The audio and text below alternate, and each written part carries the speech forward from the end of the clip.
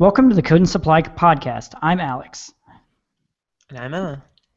Code and Supply is building a polyglot community of developers in Pittsburgh, Pennsylvania. You can check out our upcoming events at codeandsupply.co.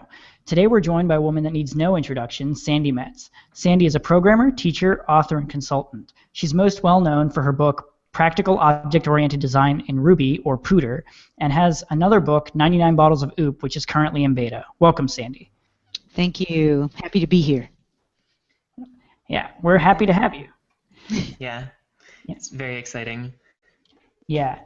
Okay, so I guess what we'll start with kind of like how you got your start in the industry. So can you tell us how you got interested in computers and programming specifically? Oh my gosh. Okay, so that was so long ago. I'm not sure that my experience of getting started. Well, okay. I was going to say I'm not sure it's of interest or of use to anyone, but I'll back up. Now I got to look at the time because I can go on and on. So in some ways, my experience does parallel the experience of people today where they're going to, say, code schools or being self-taught at programming. I started writing code back when there weren't really programmers. Gosh, I won't even tell you what year, but it involved punching cards. Let me say that. Okay. Right? So mainframe computers were just becoming affordable, and so there weren't programmers.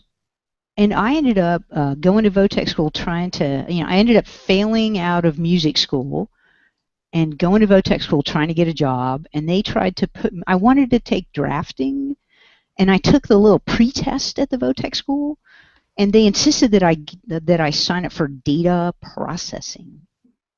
And that sounded so incredibly boring that I resisted it mightily. Data processing, right? What is that? And so, Votech schools exist because employers that need skilled labor where there aren't enough people, like cabinet making or auto body or mechanics, right? There was a time, I know it's unbelievable, when Votech schools taught computer programming. And so I, after resisting mightily, ended up caving and going to data processing at Votech school. And on the morning of day one, I wrote a Fortran program. And it was like magic, right? Remember the first program you ever wrote? It was like, it was just astonishing. Like I caught the bug that day. And I've been writing code ever since, and that was a long time ago. Nice. Yeah, I definitely know that feeling. My first program was some random thing that I wrote with my dad when I was super young. I was like maybe 9, 10. What kind of computer? It was a PC. It was an old gate, like when Gateway had like the golden G logo, like that. That's when Gateway and Dell were big competitors. Yeah. I think it was like a Pentium 1, maybe a Pentium 2. Yeah. That was okay. So, wait, Emma, I want to know from you, what was your first computer program? What language and what hardware? I think it was BASIC. I had a little bit of exposure to. We had an old Tandy box that my brother played with occasionally, and but I think that my first experiences were BASIC on our old HP Pavilion something. It was a Windows 95 box. It was still the AT motherboard form factor and whatnot. Pre ACPI power on and off thing where you actually had to switch the power supply on its own. It's funny because it did have a button on the front for suspend. Before, it was like before suspend really meant that much. I guess it's not S3 suspend or whatever. But did it have a turbo button? Okay, I was waiting to jump in, but I'll come back. Let's come back to the turbo when Emma's done here. It didn't have a turbo button. It did. I think it was a Pentium 1 with it was before the what was it? It was I think it had MMX. I think that was the feature that it had was like MXS or MMX, sorry. But yeah. Sorry, and we had GTE internet. I don't know if that helps at all, but like before AOL or before we had AOL, there's that, and then of course AOL, 2 gig hard drive, I think it was. Man, scary. Scary. Okay, so I actually bought parts and built an 8086. Oh, And nice. it had a turbo button on it that switched it from 4.77 up to like 9 megahertz or whatever it was, the chip, right? I mean, it had a 30, oh my gosh, see,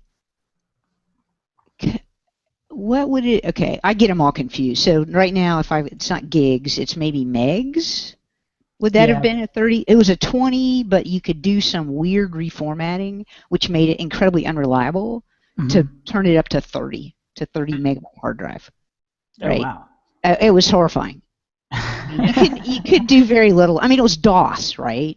Yeah. And then Windows was a big, like Windows 3 was such a big upgrade. Anyway, back in the day. Yeah. Programming, it gets in our blood, right? We never stop being nerds. Yeah. It's actually really interesting to kind of see all that stuff, like to kind of be nostalgic about it, I think. Yeah, I think that it's nice to see, like, it's really cool to see that you got into it so long ago, and yet you're still like a big name and you're still doing it. I mean, the big name thing was an accident, okay? Well. but the fun, I mean, everybody who's a programmer, like, okay, I mean, definitely in my sort of long programming career, I know programmers who seem bored with their jobs, right? I have workplaces where people seem bored with their job, but most of us who stay sort of attached and interested and enthusiastic about programming, like, we never get bored because it's fun, right? It never ceases to be fun. So it's amazing. I feel incredibly lucky. Like, I was one of the people that got in this so early, and then now I look back and I think, well, what would I have done if I hadn't been writing code? Yeah. Like, I can't think of a job that would have, that could have maintained its interest and challenge for so many years. Yeah, and that's the thing too, is that it's also a career path where, like, there is always something else to learn. Like, the thing that I love so much is that I'm continually learning, and continually, like, new stuff is coming out, and new, ways of doing things. Like, it's definitely a profession where there's no shortage of things that you can learn and things that you can try and things that you can do. Yeah. And that's a huge benefit, but it's also a huge stressor for a lot of programmers too, right? Yeah. The fact that stream of information, like the things that we have to know to do our jobs, keep changing, and you can't stop, and that's good and bad. Yeah. So I guess we can sort of pause on that. Like, one of the things that I found that helps me is that I just sort of, like, I guess I've been fortunate enough that the things that I'm presented with to learn are things that I'm just so ridiculously interested in learning. But do you have any, like, advice for how to try and stay ahead of that and try and keep trying to find things or stay? I don't know. I feel like I'm terrible at that. Like, I'm terrible at knowing. Like I have friends. Let me say this. I have friends who are really good at keeping up with what's going on in the world, and I rely on them to tell me, like, trends that I might need to pay more attention to. And so that would be one bit of advice, right? Some people seem hardwired to be good at that. Like, they seem to read everything and pay attention to everything and know everything. And if you're not that kind of person, which I'm really not, like I don't want to answer my email. I don't want to take phone calls, right? I want to put my head down and do work. And so what that means is there's a whole stream of information flowing around me, which I'm not paying that much attention to, and it could go badly wrong, right? Not paying attention. And so I do two things. One is that a friend gave me some great advice when I was stressing about, like, not keeping up. not reading Hacker News every day, right? You can go on and on, not following everybody on Twitter, it's just, it never ends, this stuff that you could feel like you had to know about. And I had this great friend, Jen May, Wu lives in San Fran, and she's in that startup scene where they're all kind of crazy anyway. And she told me once when I was stressing out, she said, it's just news. And if you ignore it, it'll be gone tomorrow. There'll be new news. And so that was one piece of advice, right? Don't pay too much attention to it. But then the other thing is I have a friend who pays a lot of attention to it, and I just ask him. I ask TJ every week, so what's going on? What should I know about? That's good. And so, yeah, enlist others who are good at it. That would be my advice. Okay, yeah. So you also, so you came to Ruby from Smalltalk. I remember I watched a talk where you kind of showed, was it 6 keywords that Smalltalk had?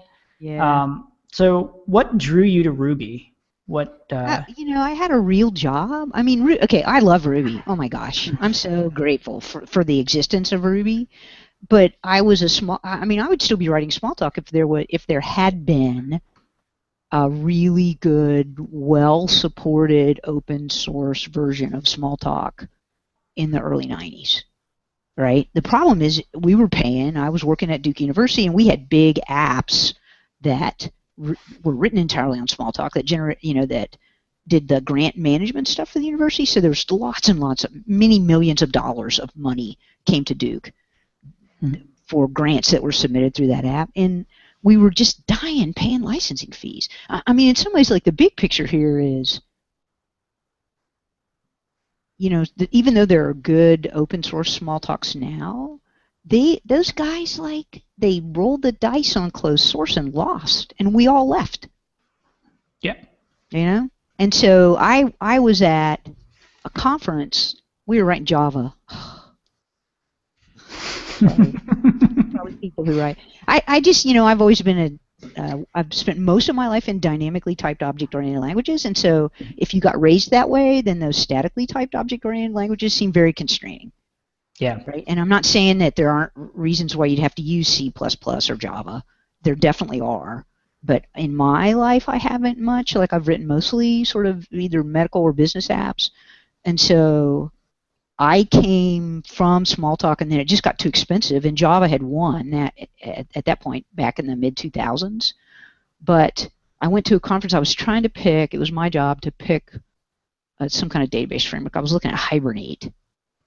And I went to a conference, and a guy, Bruce, whatever his name is, that wrote all the Java books, I went to his talk on Hibernate, and I went up to him afterwards, and I said, I represent a group of people, a group of Smalltalk programmers who have transitioned to J2SE, and we're looking for a database framework.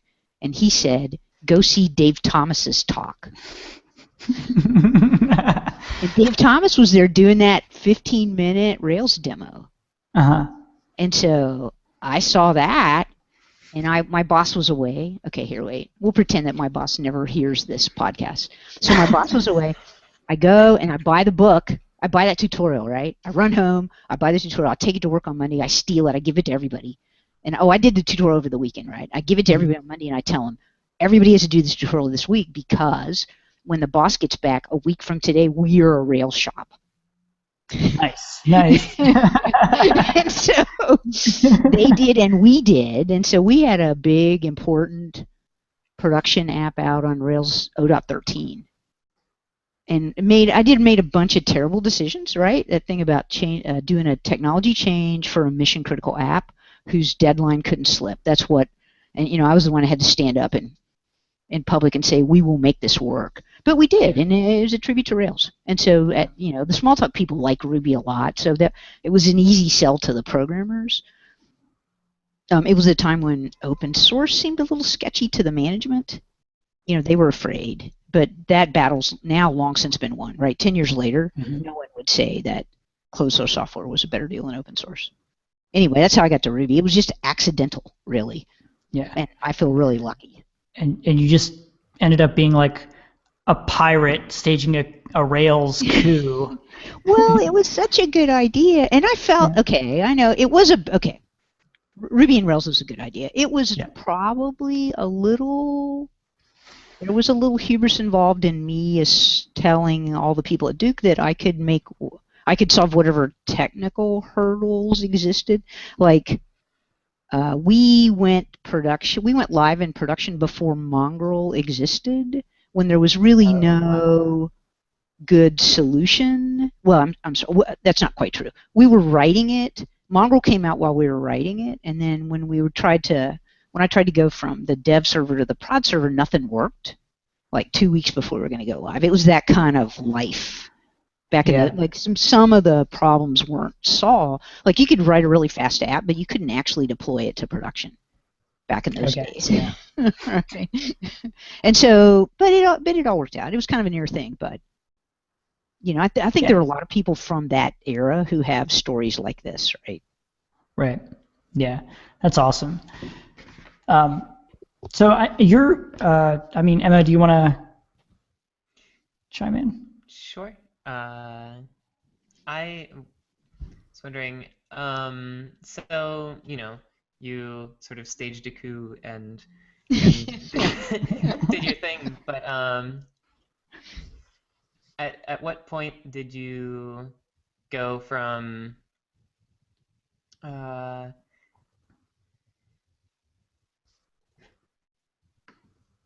at what point did your interest in Ruby go from, you know, this thing is better to I want to write a book about? I never wanted to write a book. Well, then, in that case, then why did you? I mean, here's the thing. People. Here's what I would say.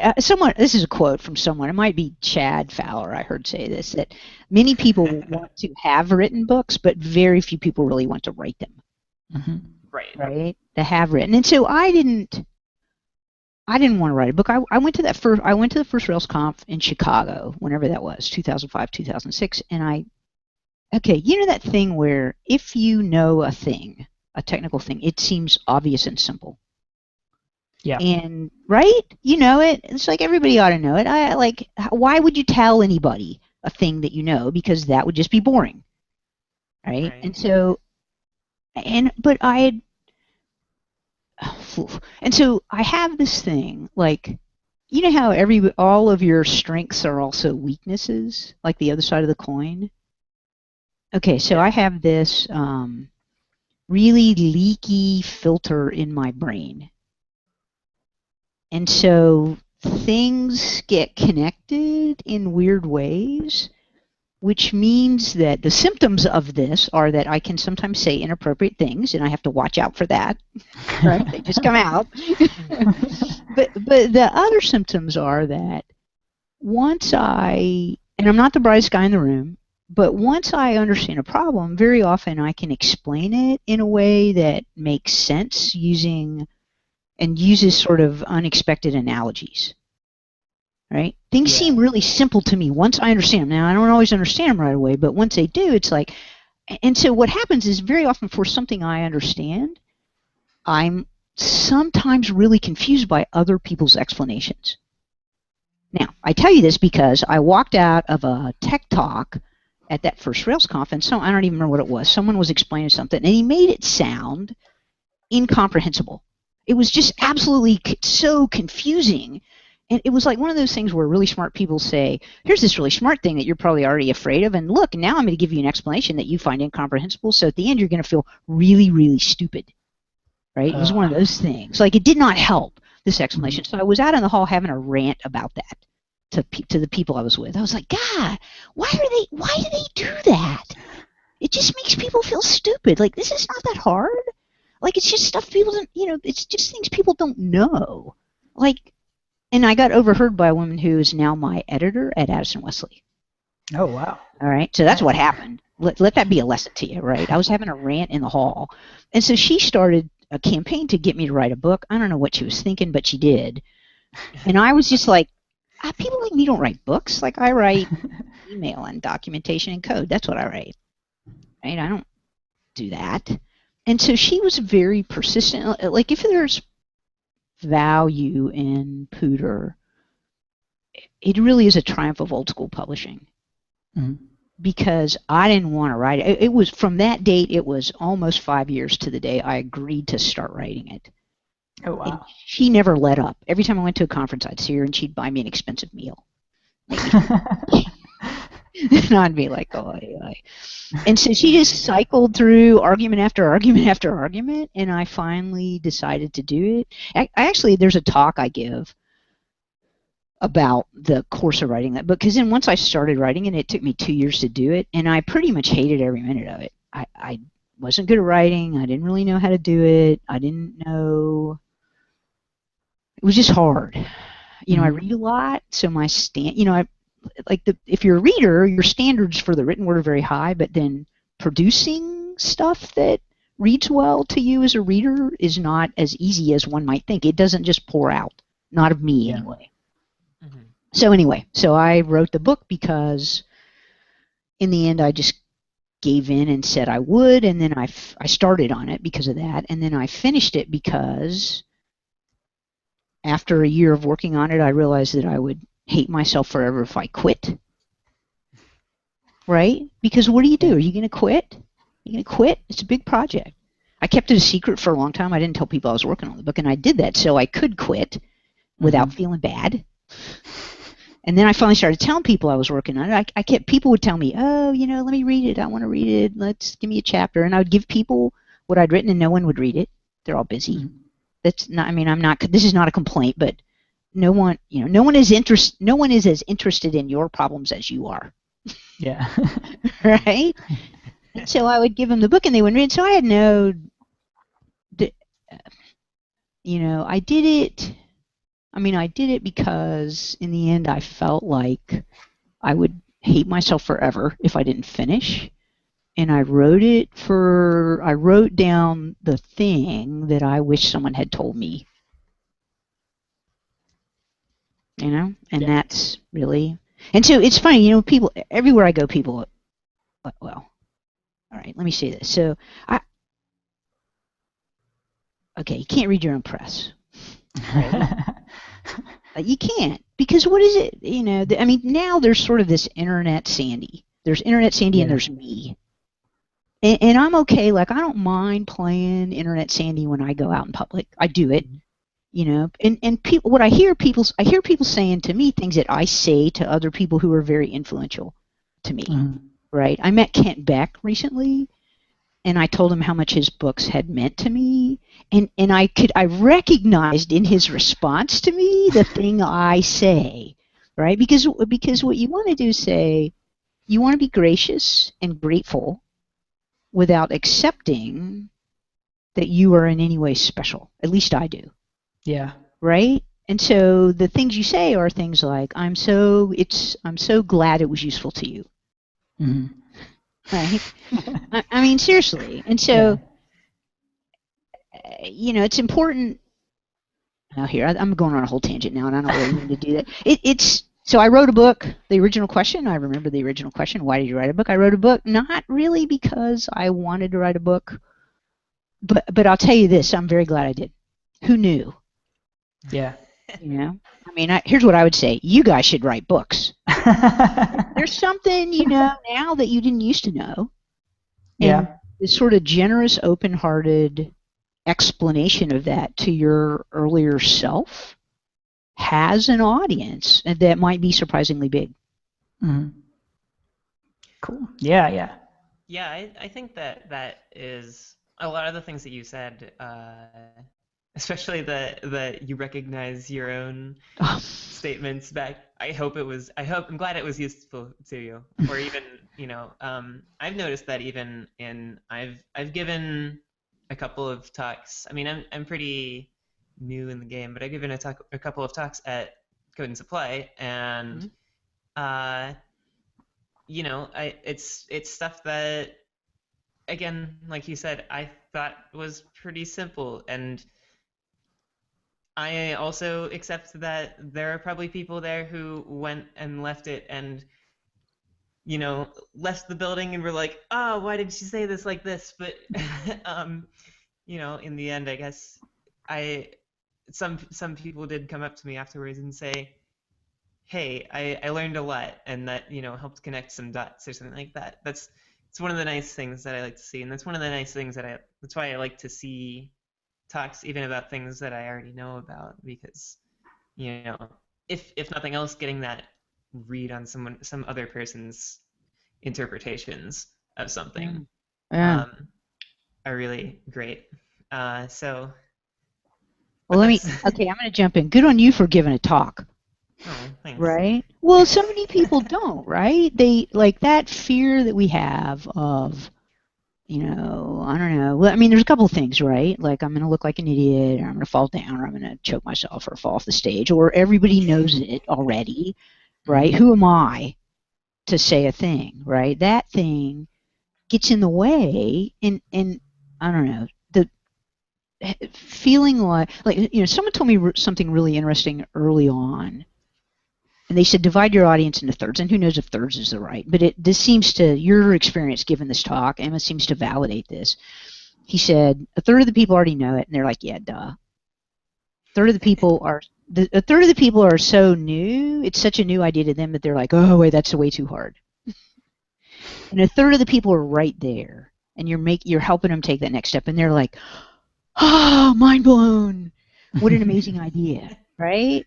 So there's that, like, so there's that, right? It's for someone, even if it's not for everyone. But then when I was writing POODR, my editor told me a thing, which I thought, which actually has turned out to be very, very true. She said, people love the story they know. Yeah. Yeah, and that goes to your thing about, like, they heard it in a different way, put a different way. Right. Right? Like, if you respect your audience by showing up well prepared, they don't really care if they already know it. Like, they love hearing it put the way you would put it. And I find that very comforting, right? It's like, okay, they're not going to eat me alive even if they already know it. Like, all I have to do is respect them by showing up, having, clearly worked on this talk, clearly done preparation, clearly practiced, clearly made slides. Like, if I do all those things, then even the people who already know everything I'm going to say are going to enjoy the talk. Yeah. It's really interesting because I tend to suffer from the same kind of, like, whenever anybody, like, I'm really bad at taking compliments sometimes. Like, people will tell me, like, this is really good, like, you did this really well, and I just, like, never know what to say, really, so I'm usually just like, thanks. Okay, I can help you. Here's what you say, right? We can practice right now. All right, actually, say something nice to me. Say something nice to me. We'll practice. Okay. So I really enjoyed the talk that you gave on dependency injection. I thought it definitely changed the way that I thought about dealing with inheritance. So that actually changed a lot of the way that I approach problem solving. Thank you so much. It's really a pleasure to hear that. It was a lot of work to put it together, and it makes it worthwhile to hear that it's valuable to people. See, there you go. You just thank them. I mean, and here's the thing. It's like, it's a weird, there's a weird balance, right? Between, like, do you feel like you're smarter than everybody else? No. No. Okay. No way. And so we are not in any danger of turning into assholes. Sorry. Sure. Right? But you have to take the compliment because they're right? You have to take it. And so don't be too deflective. So stop that. Yeah. Both of you. Okay. If you're doing that. I don't know if you're doing that, Emma. Maybe you're not. But yeah. A little bit. Yeah. I mean, there's a way to be deflective about, like I don't want to hear the "you're special" thing. That makes me afraid.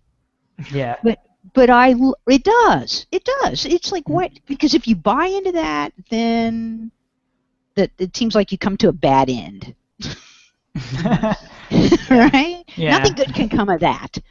But to have people value your efforts, that's a wonderful thing. That never gets old. Yeah. Yeah, that's fair. I think it's kind of funny, like, I don't know, it seems, and all civilizations are wrong, as we know, including this one, but it seems like there are a lot of people in tech who follow that same sort of idea of like, no, nobody wants to hear what I have to say about this thing, and then I almost wonder in some cases if that's, like, if tech kind of even attracts the the sort of people who don't want to do that sort of thing. But on the other hand, I mean, it really attracts everybody. It's possible. I mean, my interactions with everyone else around us, or around me,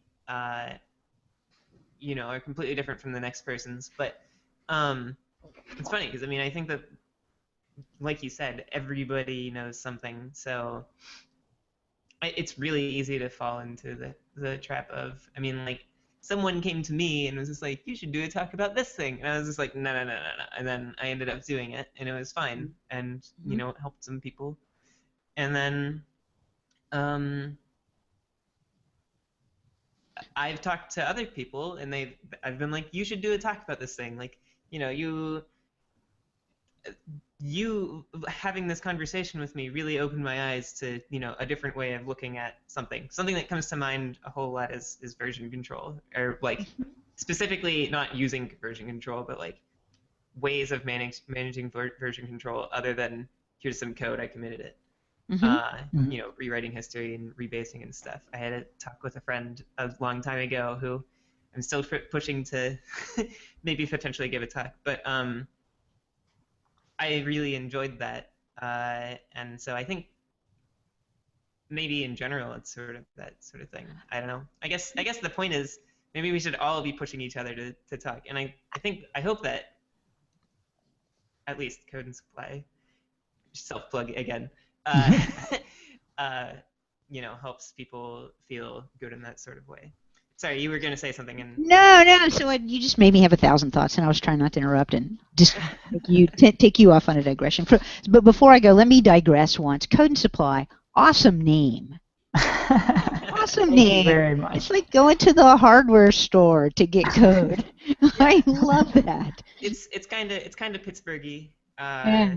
You know, Pittsburgh being an industrial town by nature up until the EPA became a thing, basically. You know, but it's still a major part of Pittsburgh's thing. So yeah, I had no involvement in making that name, but go Justin and/or any other folks who were part of that. Yeah. I'm not sure, but yeah, it's Great name. really good. Sorry, continue. I'm coming up for Abstractions Conference, so I hope to find swag. Oh, we've got swag. Yeah, so I need a T-shirt that says Code and Supply. Yeah, You can I'm definitely just saying. I really want that too. So you guys get on that. The logo's cool. It should be on a T-shirt. Okay, Yes. wait. So I wrote down 2 things while you were talking, Emma. Mhm. The whole thing about it was an interesting thought that our business might draw people who have the notion that we're the people that say no one wants to hear it. Everybody already knows that. No one wants to hear it. It made me think, gosh, is it possible that we all have more humility than average? Because there's this notion of tech as sort of the, you know, hotshot, egotistical jerk programmer. And it's definitely, they exist. There's no doubt about that. But maybe there's a silent majority of us. So that was just a novel idea to me. The other reaction I had when you said that was like, well, maybe if that's true, it could also be that, you know, one of the things about the business we're in is there's lots and lots and lots of opportunity to teach a group, to get up in front and give a talk. Like, there's a way in which it's very self-selecting, but there are tons of opportunities, and those opportunities just don't exist in other businesses. If you're a bank manager, do you go to conferences and give talks? Right? If you sell cars, and so there's one sense that we have this enormous, you know, opportunity to do that, but then in order to do it, very often it's self-selecting. There's a way in which someone came and got me, but that's a rare experience, right? Mostly people have to choose to give a talk, to choose to get on that path. And then you have to overcome both things, right? You have to overcome your natural reticence, your natural humility, and then the absolute, it can be terrifying. And so that dragged me back around to, now that you've given some talks, do you think of yourself as someone who gives talks? Are you prepping your next talk? Are you submitting to conferences? To both of you, I would like to hear the answer to that question. I've been told that I should submit to some more conferences. I still am not there yet. I think that this podcast is actually a part of that. I don't know. I was brought in by Alex and Justin after they had some time on the podcast, so I think that had something to do with it, maybe. But yeah, I think in a lot of cases I'm waiting to feel like I actually have a pretty good handle on something before I can do it, which is funny because I'm going to do that. What's that? I'm doing this. Angry. I wrote that down here. Go on. But are you a person? Do you think of your now? Okay, my self-identity, right? For a million years, I would tell you I write code. That's what I do. Mm-hmm. But now I teach and I give talks. And frankly, I don't write enough code. Right? That's the only sad thing about my life. I really do miss that all day long, every day, writing code, and it's easier and more fun, really, than almost anything.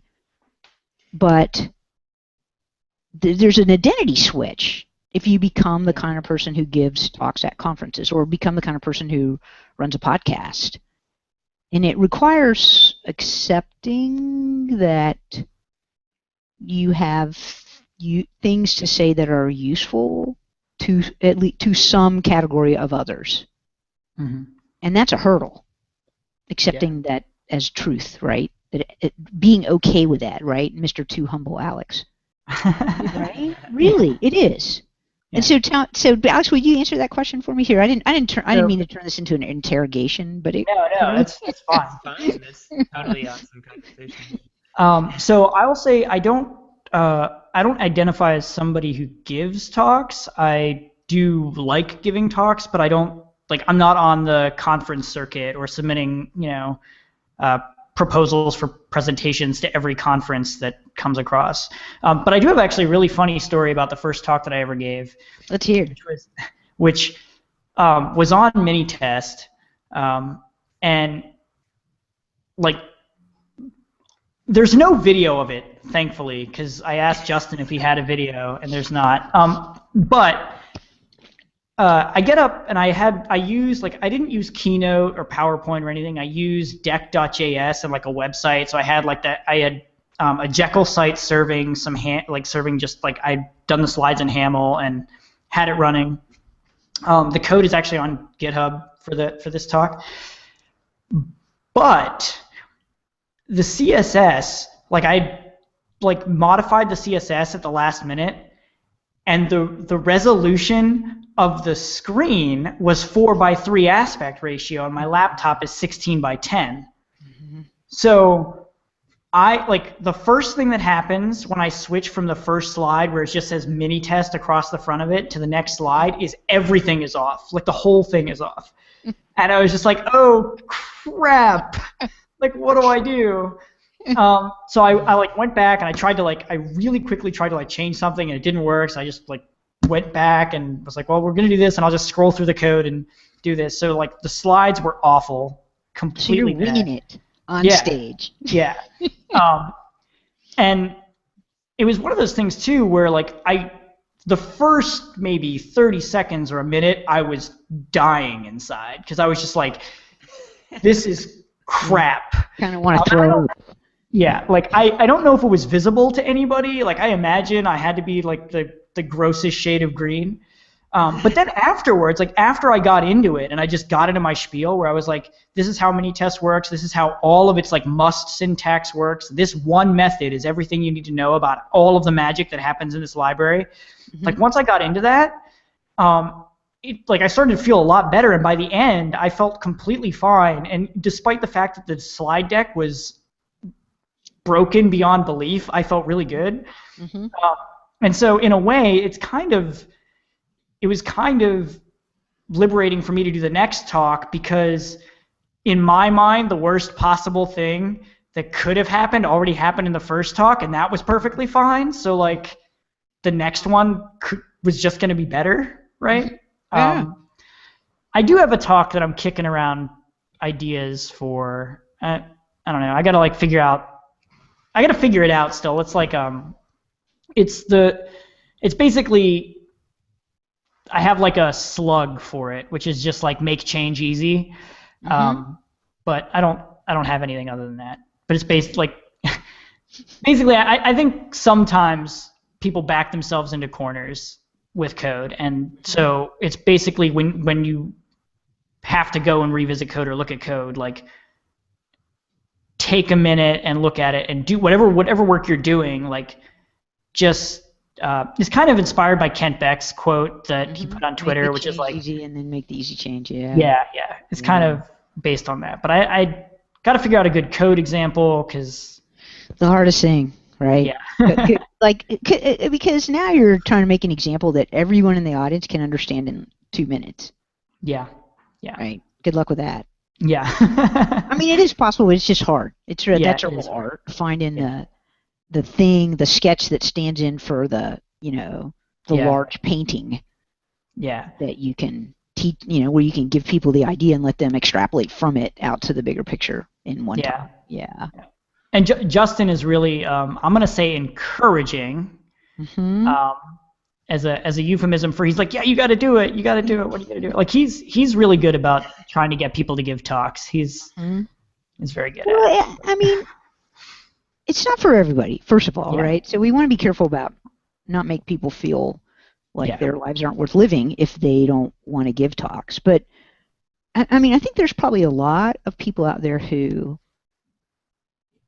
would love to do it. Like, why isn't everybody lined up to give a talk?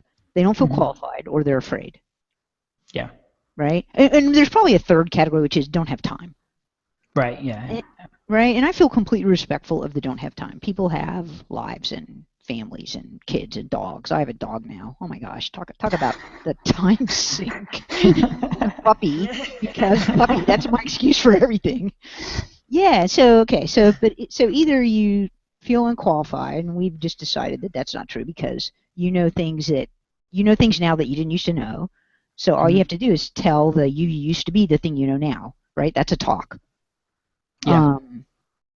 You don't have time, well then that you're just, you don't have time, then you don't do it, right? But then there's that big category of feel terrified. Yeah. Terrified category, right? And and some people. So let me ask you. So you got up on stage and your slides were a total disaster, and you were some shade of green, but then right away it got better.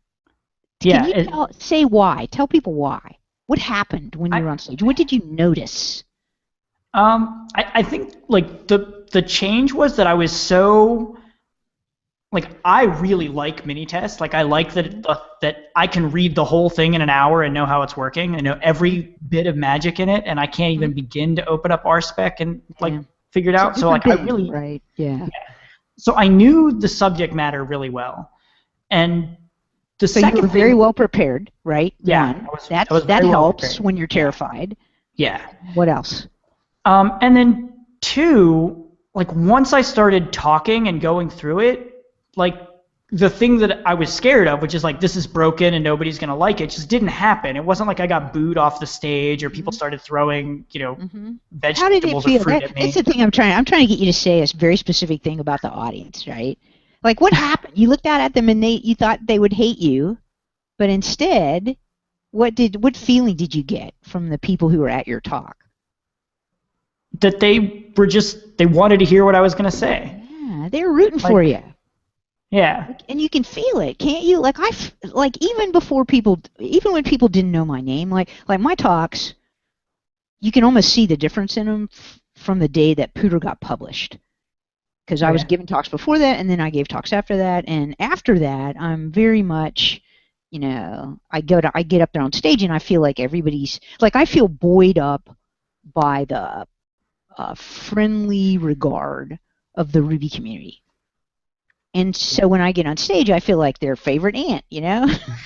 Like, I feel like I can go up there and poke fun at people and tell them to behave and shake my finger at them. I feel very relaxed with our community now.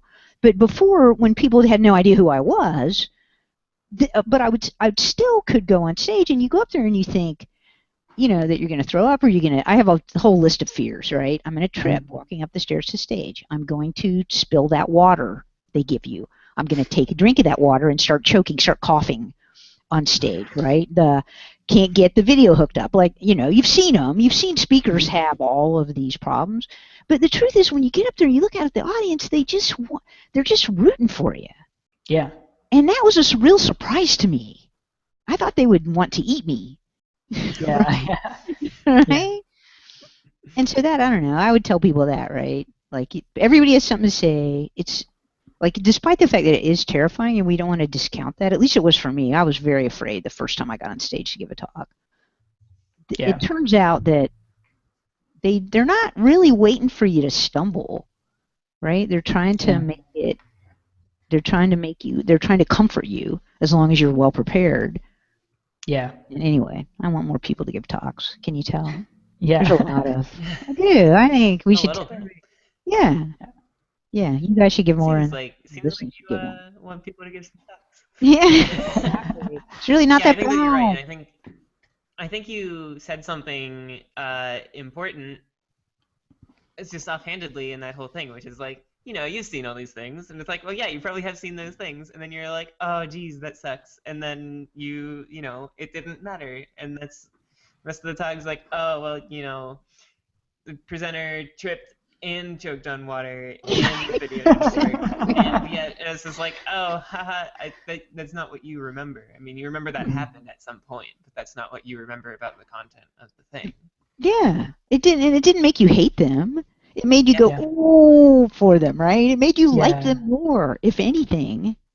Mm-hmm. Yeah. And so that whole series of terrorism, like all my night terrors about, I mean, fortunately, almost everything that can go wrong has gone wrong to me, so I got to practice all of them.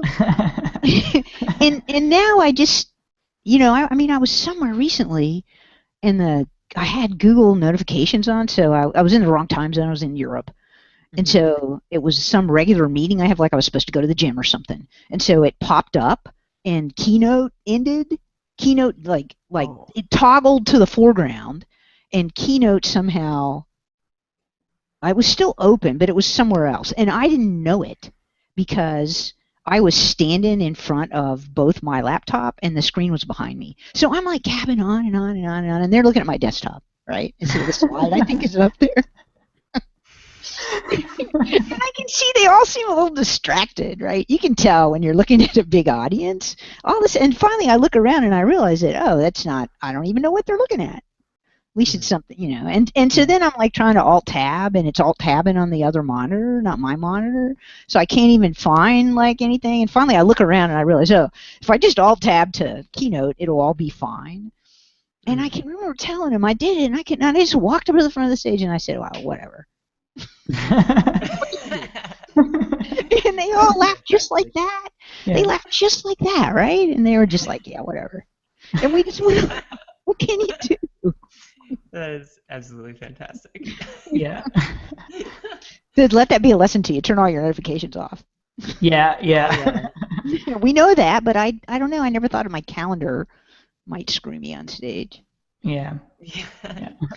Oops. Yeah. I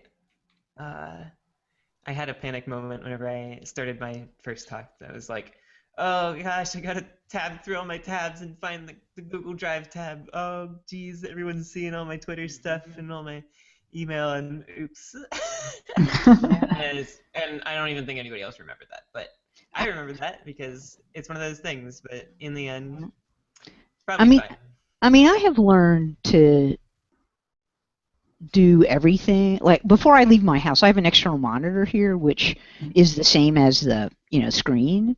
And so I set it all up before I unhook everything to go. I set my laptop up just like it's going to be so that I can plug in that external monitor and it will be the right, it'll be which one, the right slot, the right place, and in the direction I expect it. Because I learned to my, you will find out to your peril when you get up there, like what is the most painful thing you have seen happen to speakers? Being unable to get their slides projected. Yeah. It's the most stressful part, right? It's right at the beginning of your talk. Right, Alex? Yeah. Exactly. Yeah. Yes, for sure. So, and I read a bunch of books about stress and performance under pressure because I have a psychology degree. And so I went and looked at how I did research about how to deal with that because I was so afraid the first time I gave a talk. And one of the things they talk about is practice, and they want the practice to be under as realistic a circumstances as possible. And so I do everything. Like, I don't do it so much anymore because I'm just more comfortable with it. But at the beginning, I would come in. I would walk into my office right here at this desk I'm sitting at with my laptop, and I sit it down and I open it and I get my remote out and I hook the dongle up and I hook it up to the thing. I do it, and then I would rehearse the talk. But the rehearsal starts with a closed laptop that's not attached to those devices, and that really helps a lot. Even now when I get in situations where I can't get my slides displayed on the monitor, I'm a lot more comfortable with it. Yeah, I actually do the same thing. I have a really long cable, like HDMI cable, that comes out from the back of my TV. So I will just set up a table with a stack of books and put my laptop on it, plug the cable in, and I'll practice it staring at an empty couch. Just going through it, because then it's exactly the same thing. I'm going to be looking at the laptop screen, the actual screen's going to be behind me, I have my phone in the remote mode, and I'm doing that. I do that just to make sure that I know what it's going to be like. Well, and I'll tell you a situation in which that will turn into a real handy practice thing. Someday you're going to be asked to give a talk online over a Hangout. Oh, yeah. Right? And then they have to turn everything off on their end or else you get that echo feedback. So basically, you see nothing but your slides. You're just looking at your slides. So then you have to talk in a really animated way as if people are maybe laughing at your jokes in some distant land. Right? It's really hard, but if you do that, if you practice it at home, then you can give it to your imaginary audience. Yeah. I think that another thing that would also work is people who are sort of afraid about the concept of doing a talk. Something that I've been considering is also doing some screencasts, or even just a talk to my webcam sort of thing about whatever topic that I want to talk about. I think that would be really useful because also, that's sometimes it's just something that there's somebody's blog post out there breaks this thing down in some sort of way or whatever, but there's not enough of that for some tech things, I feel like. And that's one of the things that for instance, I use that a lot there's someone who had lectures for different parts of symbolic logic that I used whenever I was in school some years ago, and it was nice to be able to watch someone other than my teacher explain it. First of all, someone other than the book explain it, and just watch anybody explain it at all, for things that I didn't get or whatever. I think that there should be a big push for that sort of thing, and it's probably less stressful than. It's simultaneously more stressful. I was going to say. And also less stressful. It's less stressful because you don't have to work. You can record it again whenever your slides don't work and you choke. But you also have the added pressure of now this thing is out there and it's permanent in air quotes, we'll say. So but it's an interesting. I don't know. It's something I like that to idea. consider. Yeah, I'm much more. Like that seems harder to me. Like it's a little intimidating to me to think about getting, I think it's the perfection thing. That's what it is. Because if you give a talk at a conference, even if you screw it up, they record it, so it's as permanent as your screencast, right? Mhm. Your self-recorded thing. But somehow it feels like, well, nobody thought it was. I'm not asserting that it was perfect. I was just on stage. Yeah. Right? That's fair. Whereas I would say it would be good practice. It would probably be good practice for me. I should probably do it too. Now that you've said it, now I feel like, because I'm afraid of it a little bit. Yeah. So one of the things that I've started doing recently is, so I have a blog where I talk about just anything and everything, like whatever's on my mind. So it's not just code stuff. It's like the climbing trip that I went on or whatever. And I got a camera last year. So part of that is I was like, oh, I'll try and shoot some video, put some video on YouTube that's basically my blog, but in video form. Mm-hmm. And one of the things, like there's a post that I was working on about like Dropbox, like discontinuing mailbox and carousel and like all this stuff. And I actually wrote it and tried to read it on camera, and the video was awful. It was really bad. And I was like, okay, this is way too formulaic, like it's scripted. I can't actually read this thing on camera. And then I just said, well, here are the 3 things that I want to talk about. And I just put them on a whiteboard on like behind the camera, just 3 bullet points, and completely winged it. And the thing about so for doing screencasts, one of the things was before I edited it, the raw video looked really bad. Like I was not happy with it, and I was gonna do like a couple more shots, or I was gonna try something else. But I had a paused moment where I was like, I don't really have time to take 100 takes of this thing. So I'm just gonna use the one that I have, and I'll just edit it. And if it's really bad, I'll wait a week and I'll do it again. Because And so the raw video, there was a lot of stopping, a lot of like me pausing and like not like getting choked up on my own words. And when I edited it, I was able to like edit all that stuff out. You seem smooth, huh? After editing. Yeah. So that's the thing too. Like being able to do the screenshots. I think at least for me, I'm much better when I try and wing it. Scripted stuff doesn't. I'm not good with scripts. I am no good at all with scripts. Have you seen any of my talks online? Have you ever watched me give a talk online? Yes. Yeah. They're like completely scripted. Really? Completely scripted. I mean, here's the problem. Like, yeah. There's so much stuff that if I go off script, they go over time. Oh, yeah. Okay, that makes sense. Or I'll have that thing where you put a slide up and you think, this would be a great thing to say right now, and then you realize it's like better 3 slides from now, and it's in the speaker notes for 3 slides from now for a good reason. Yeah. And so I do ad lib a little, but it's that thing, that obsessive editing, which is why books take me so long, right? Because there's like an almost perfect way to do it that will compress the maximum amount of information into the smallest amount of space. And if I don't, if I quit making, 500 slide code talks, that would be a little easier, but. So I will say this, for the talks that I've given, I do have like speaker notes that are basically paragraphs, and then I just kind of read over them, and then I don't actually look at them during the thing, but like I've read over them and read them with the slides so much that I can track it very well.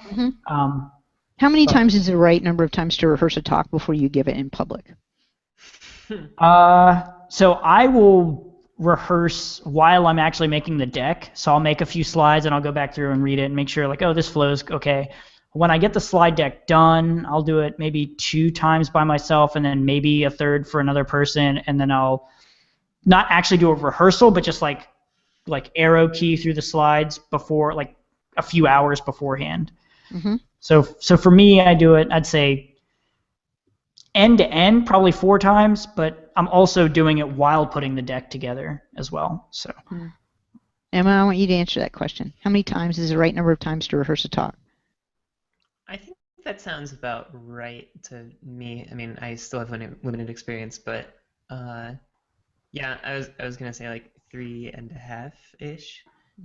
including revisions during those times. So rather than that, I just sort of, or rather than, like Alex said, I tend to try to lay it all out, like try to make an outline and then make slides from that, and then see how it actually goes in the thing, and see if, like, oh, this content should go before this content, and see if that helps it be any better. But yeah, so people should expect at least that, right? That would be the minimum.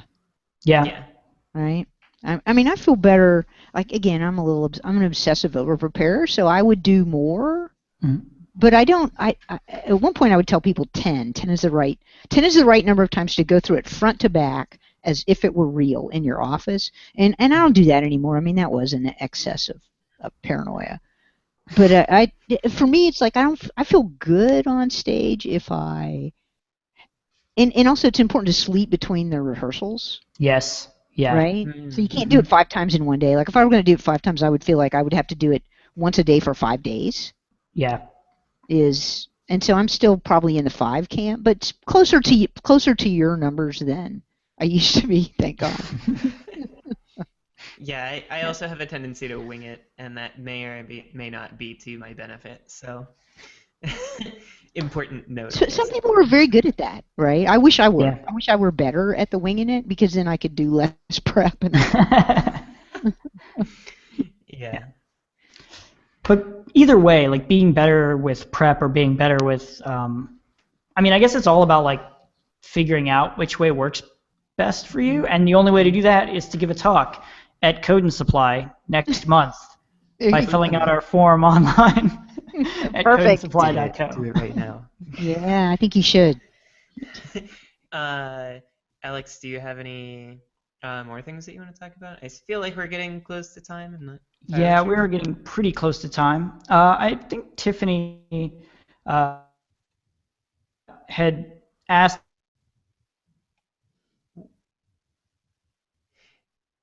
Ooh, it was going so well. Looks like Alex might have dropped. I think what he was gonna say was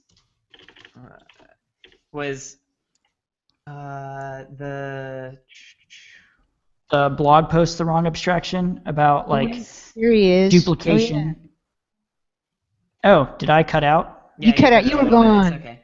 Yeah. But now you're back. But you were saying the wrong abstraction.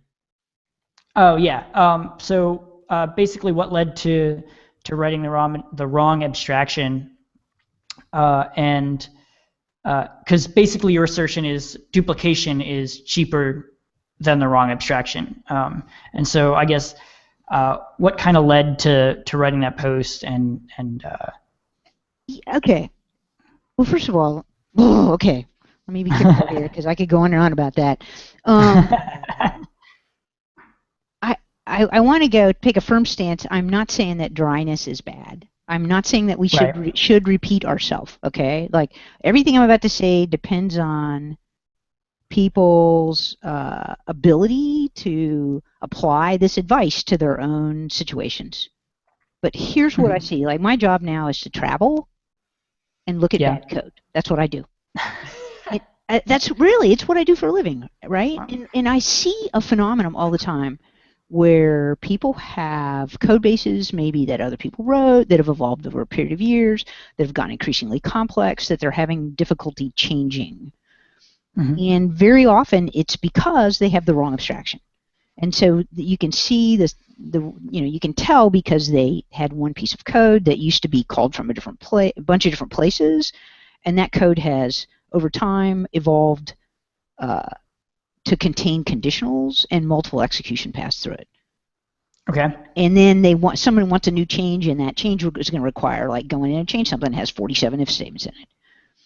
And so I go and I look at their code, and that's always the code they want me to help them with, right? Something that even they don't understand it. Like, there's no way for me to understand it at that point.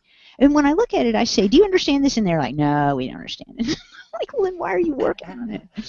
Like, this is not going to work. But they feel obligated to. And when I tell them, it's like, this is where it's really handy to be internet Sandy. Because I can give people advice and they think it's right. And so I tell them, just take it back. Just take all that code and inline it back where it came from and delete all the stuff, all the branches that don't go with the place where you're calling it from, and then look at what you have and see if you know something, if it's easier. Mm-hmm. And they look at me like they've been saved. Yeah. And it's clear that we just never think to do that. Like we don't, there's some way in which we feel as if we are not allowed. And so that advice has come from my own experience of doing that, but also from the fact that I give that advice to people, and then I see them 6 months later at the conference, and they're like, oh my God, you saved us. And it's not like rocket science. It's almost anti-rocket science, right? Mm-hmm. It's a thing I do because I don't understand their problem. Yeah. And it's easy to, just inline it all, like reintroduce a duplication and move off in a different direction. And so it's funny, that has gotten a lot of press, a lot of retweets. Like it's a sign of how much trouble this issue is causing us. Mm-hmm. The amount of sort of buzz it has gotten on the internet. Yeah. And so it's like, let's just do the simple thing. Let's not be trapped into going forward if it's wrong. Like, it's okay. We can be really generous, right? We can say, well, it was right at one point in time, and things have changed, and now it's wrong. So let's rewind and think about it again. Like, nobody has to be bad or wrong. No one has to be evil for this code not to be right anymore. Yeah. Yeah. No, it's really interesting. So I do embedded software now. So I write on for microcontrollers. Mm-hmm. And one of the things that I've noticed is that oftentimes when I'm trying to think through some logical problem, the thing that I have to do is make a mess, Mm-hmm. and then clean it up after the fact, because I Mm-hmm. just can't, whatever I'm trying to do, I can't fit into what already exists. So I just have to kind of do what I was going to do, make a mess, and then look and see how I can clean it up later. And I feel like that talk sort of spoke to that process, or that blog post sort of spoke to that process that I do. And I thought it was really interesting. And I know Tiffany was curious about it as well. Just write it down. Just make it work. Get to green, right? Kent says, quick green excuses all sins. Yeah. If you get to green, then you can refactor under green. Many good things happen if you get working code. And often that working code doesn't have lots of level of indirection in it. It's often easier to get it working if you just write a couple of bad procedures. Yeah. And I'm the O guy, but I'll give you permission to do that, right? Write some bad procedures and look at them. Get to green, then you can refactor under green. It's much easier. Everything is easier if you act as if you don't understand the whole problem before getting it all working. Yeah. All right. Awesome. So I think we are kind of wrapping up on time. Do you want to tell people where they can find you on Twitter, et cetera, et cetera? At Sandi Metz on Twitter, SandiMetz. I have that's it. I'm kind of unresponsive on Twitter because I confessed early on in this podcast about not keeping up with the news. Yeah. But I am there and I do pay a little attention. Anyway, that's the best way to reach me. I have a website. I have blah blah blah blah blah. Google knows me. Yeah. Cool. And then people can also sign up for 99 Bottles of Oop, which is your upcoming book. Yep, new book. I'm suffering with a new book right now, which has actually many of these ideas we were just talking about in it. So if you can Google that too. It's based on 99 Bottles of Beer. You do not have to learn about bank term loans in order to learn OO. No shipping containers. All right, awesome. Thank you very much for coming on the podcast. This was a blast. You're going to be at Abstractions too, so people should buy tickets to come to Pittsburgh. I'll see you there. It's going to be fun. And come see Sandi. Yeah. And you can find me at Alex Shinoy and Emma. I'm at mdandrum Twitter. Awesome. Thanks again, and we will see you guys and the audience next time. Sounds good. See ya. Bye. Thanks.